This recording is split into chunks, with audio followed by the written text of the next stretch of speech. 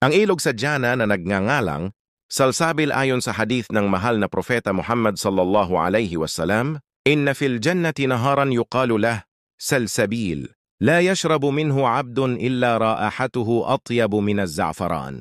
Eso, rawahu Tirmidhiyu, Tagalog, ayon kay Abu Huraira, R.A., sinabi ng propeta Muhammad sallallahu alaihi wasallam sa Jannah, may isang ilog na tinatawag na salsabil.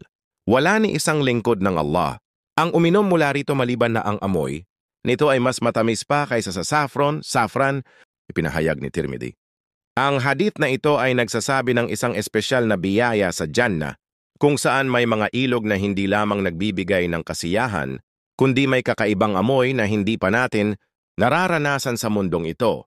Ang tubig na ito ay simbolo ng walang katumbas, na kaligayahan at kasiyahan sa kabilang buhay.